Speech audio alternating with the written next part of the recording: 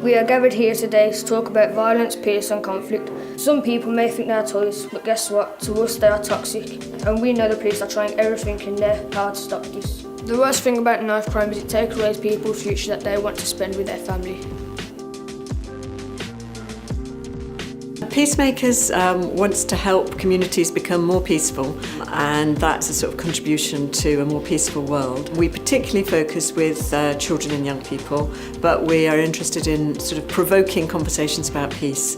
So today we've got young people from 3 schools who've worked with us to explore questions of conflict and peace, and they're here today to work creatively to formulate their messages to us, to the rest of the community they're part of, about what do they feel about youth violence and particularly knife crime, and what do they think works in stopping this sad escalation we have. This project is very intellectual, and it helps me get through my life skills, for example how to control your anger and how to not make people angry or stuff. It was an opportunity for those guys to meet each other, share their messages, share their concerns, and also promote self-advocacy in terms of how they want to talk about issues of peace and violence and conflict as being important in their lives, and share those with adults and share those with decision makers.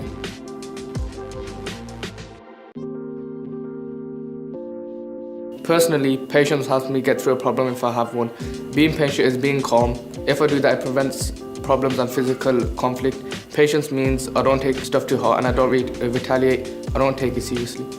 The increasing violence across the UK has been widely reported on, and what we're trying to do as practitioners is unpack that and unpick it and build resilience amongst young people. And one of the ways to do that is to promote peace. You don't want to get into that kind of lifestyle because it's all just a game. You're either going to end up in jail or you end up dead. That's it. And that's what young people to think about. You don't want to end up in that sort of lifestyle. Today you would have seen a lot of scribbling on paper.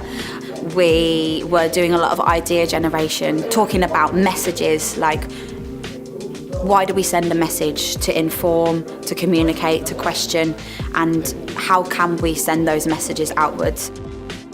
So this has been a pilot project. We've never worked like this before, we've never worked in secondary schools like this before, but we think we're onto something. We think giving young people the chance to talk about the issues that matter to them, and switching the narrative from talking about violence all the time in the media, in the music and everything, to exploring what peace might mean is something that they're interested in. We've only had 6 weeks to do this, and today's been the culmination of that, but we're looking forward to finding out what else we can do.